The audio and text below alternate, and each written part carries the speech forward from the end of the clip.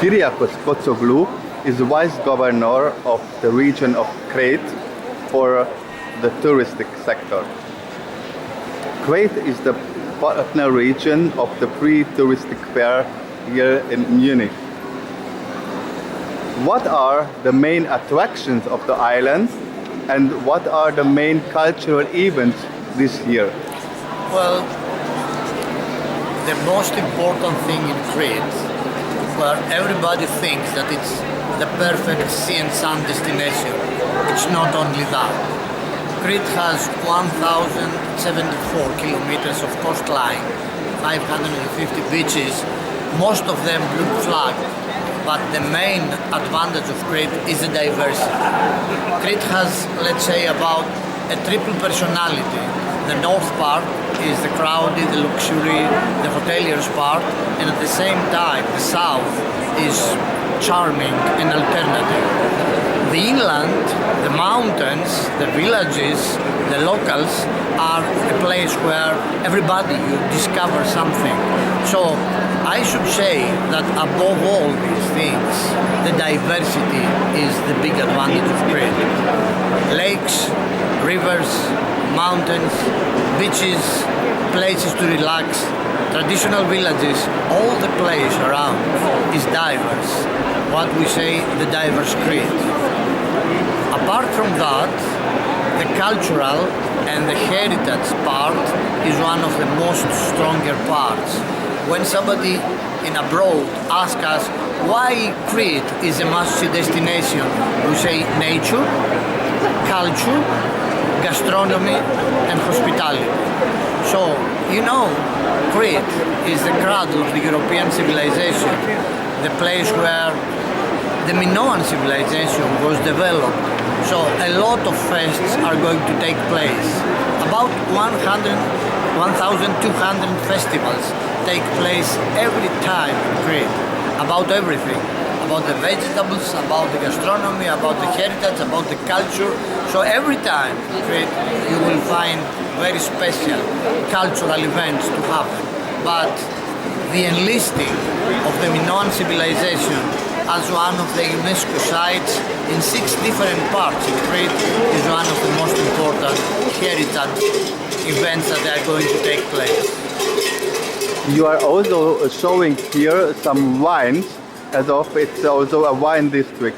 Which are the typical local wines, and is it more dry or sweet, or both are very typical for Crete?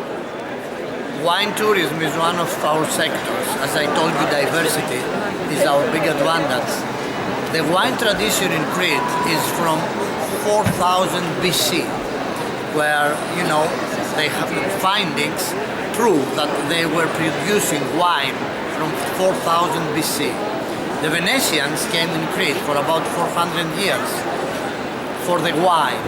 So all the types of wine, red wines, rose wines, white wines, all the kind of wines you will find there.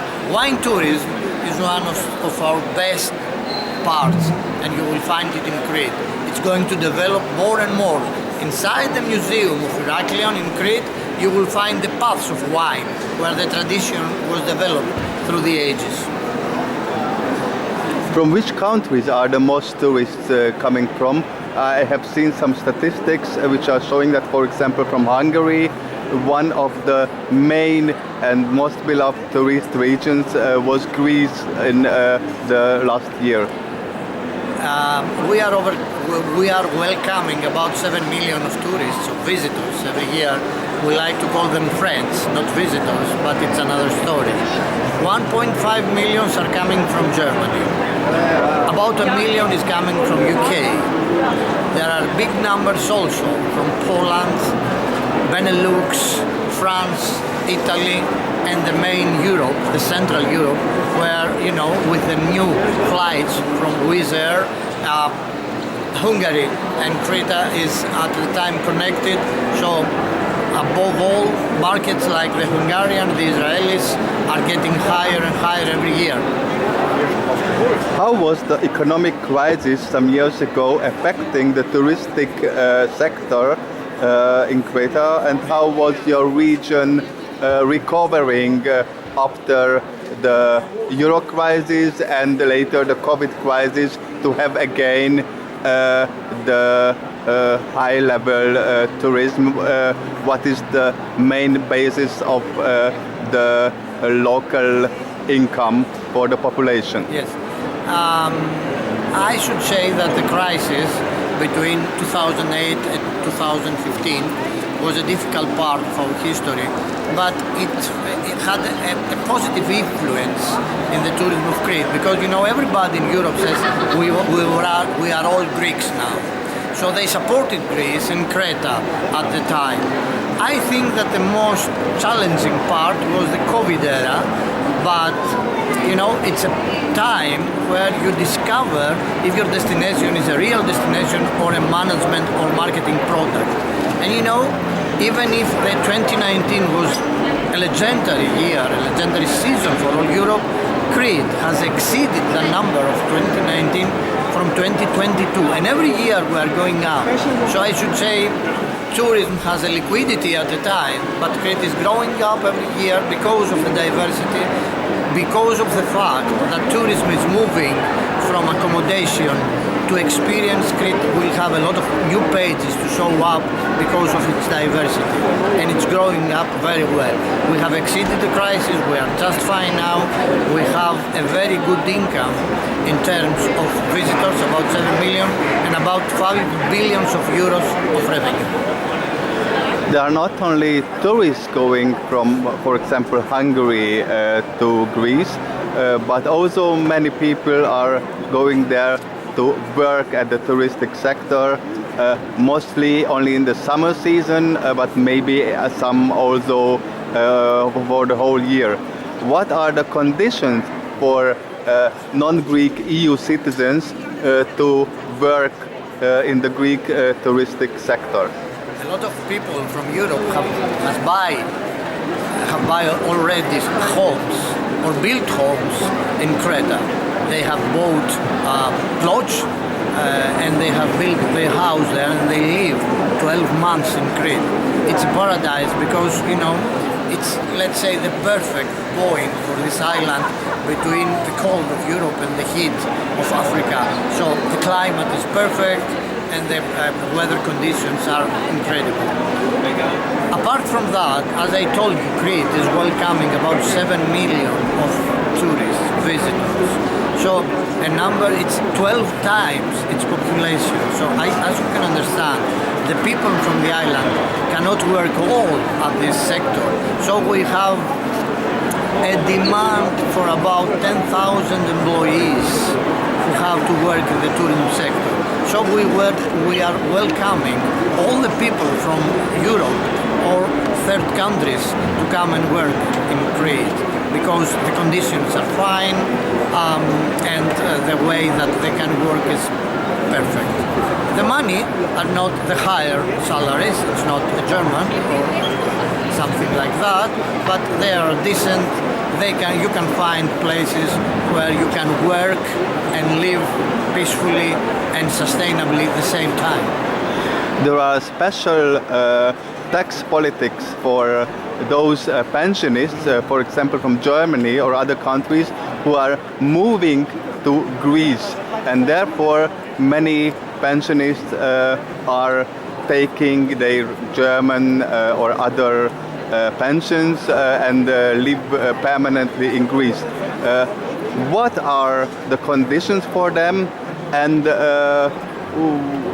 how many pensionists are moving permanently to your region especially? You're right, there is a new law, about 5 years from the era COVID, who says, forecasting, and says that if you move your taxing system in Greece, you will have a discount of 50% in terms of taxation. So it's a very good advantage. This is happening for 7 years after you move your economic profile to Greece and be, let's say, an economic Greek civilian for that. If you do that and you are producing, working and move your rights to Greece, you will have a discount of 50% at taxation for the 7 first years of this. So it's not only for the pensionists but also for workers? Yes, it's for the digital nomads and all the people who will have to work abroad. We say now, after the COVID era, if you can work from anywhere, why don't you work from Crete?